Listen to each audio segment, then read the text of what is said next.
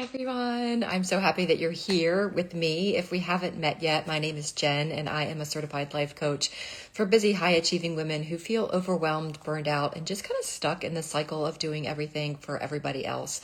And I'm really excited to be here with you today because we're going to be taking the next 4 weeks together to really dive into a topic that I love. It's boundaries. And we're going to be going through the boundary basics.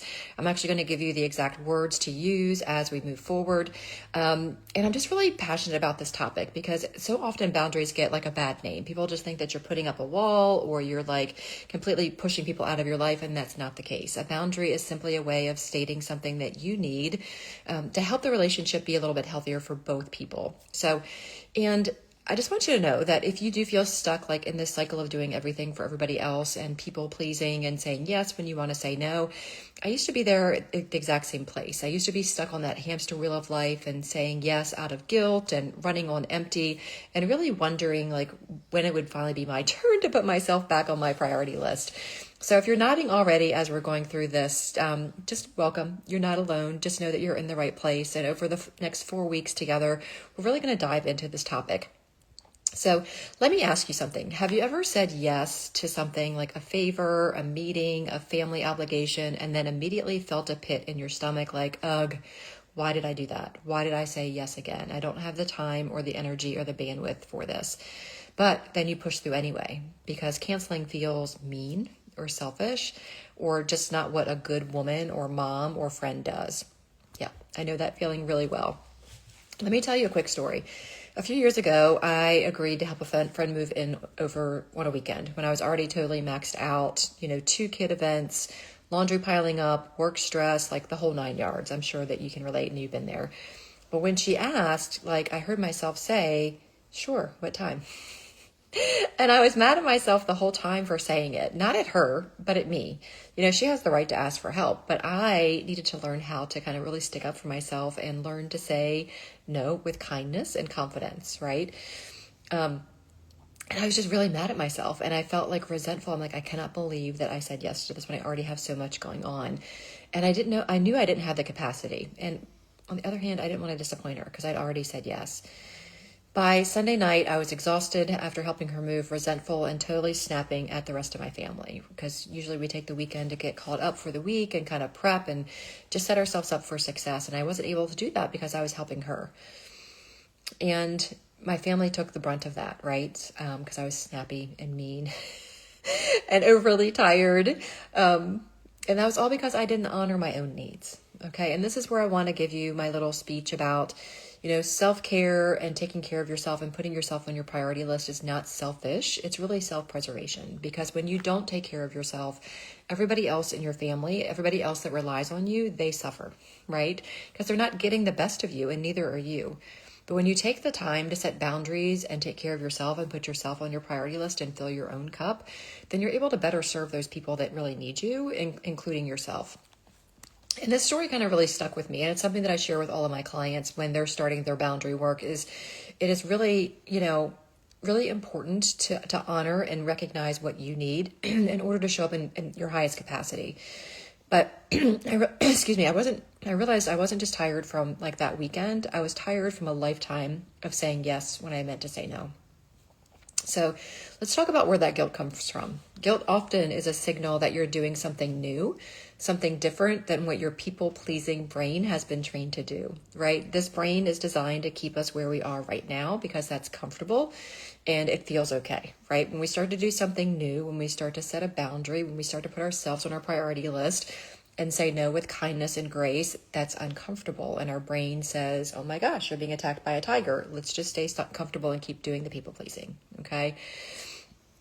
But it's just the discomfort of change that's setting off those like alarms in our brain. And before we go deeper, let's just get clear on something really important. What is a boundary really? A boundary is simply what's okay and not okay with you, okay? It's a limit that you set to protect your time, your energy, and your emotional well-being. It's a decision you make ahead of time about how you want to be treated and what you're available for. Boundaries are not about controlling other people. They're about honoring yourself. So here's the truth that I really want you to hold on to and walk away with today is saying no is not selfish. It's self-preservation. right? We just talked about that. When you say yes to something that drains you, you're also saying no to rest, to peace, or something you need. So let's reframe the guilt. Saying no to others means saying yes to yourself. Okay, boundaries aren't walls, they're doors with doorknobs that you control. I love that analogy. And here's what I hear all the time. I just don't know what to say in the moment, Jen, because words can be really hard when you're not used to setting boundaries. When you first start setting boundaries, it's really hard to come up with the words. So what I have done and what I have my clients do is we practice.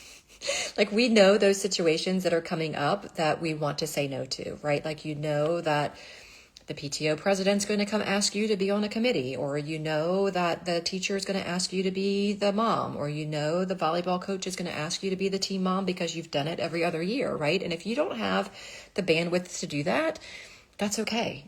But it's really helpful to have the words ahead of time and be practicing them in your head so that when that moment comes up, you're prepared. And nowhere in this presentation am I saying not to be kind and do things you want to do. Okay, that's not the point of this. The point of boundaries is to start setting a boundary with something that you don't want to do because you know it's going to affect your peace of mind, your well-being, your emotional, physical, or mental well-being. So here are a couple go-to phrases that you can try the rest of this week that I give to my clients. I wish I could help, but I already have too much on my plate right now. That's not going to work for me, but I hope it goes well. Thanks for thinking of me. I need to pass this time. As people pleasers, we also want to give a reason. And you can if you want, but you don't have to. You can just say no with kindness and grace, like these words are these words are giving you.